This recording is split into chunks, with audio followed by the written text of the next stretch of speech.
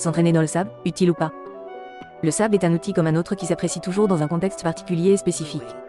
Selon une étude belge de 1998, courir sur du sable sec nécessite 1,6 fois plus d'énergie que de courir sur des surfaces stables, et marcher dans le sable nécessite 2,1 à 2,7 fois plus d'énergie.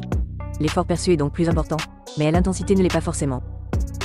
L'essence même de ce support est son instabilité permanente et son caractère mouvant et incertain. Le développement de force, de puissance et d'explosivité s'apprécie et dépend en partie de la stabilité d'exécution. Plus on est stable, plus on peut produire de force. Il est donc impossible de développer des qualités maximales sur cette surface puisque la force produite n'atteint que des niveaux plus faibles. Également, le sable absorbe et dissipe les forces produites, notamment en excentrique. Le développement des qualités élastiques ou toute autre action explosive est donc aussi non optimal. Cela est dû au fait que, sans l'absorption d'énergie en excentrique, il n'y a pas de restitution. Notre temps de transition excentrique, concentrique est également trop long pour travailler sur des actions pliométriques et réactives. Par exemple, nous ne pouvons pas changer de direction plus rapidement si nous ne nous entraînons pas à le faire plus rapidement. Enfin, sur du sprint ou autre geste à vitesse max, on remarque que la technique et la mécanique de course sont dégradées et amplifiées par une moindre extension des articulations et une inclinaison du tronc trop importante. Là où des gammes athlétiques permettent de développer notre technique, coordination, efficience gestuelle, l'entraînement dans le sable semble s'y opposer puisqu'on ne réalise jamais deux fois le même geste.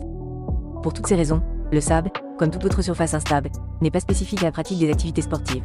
Travailler sur le sable nous rend meilleurs sur cette surface mais pas sur le terrain. Par contre, cette surface a l'avantage de ses inconvénients. La suite sur les avantages en commentaire.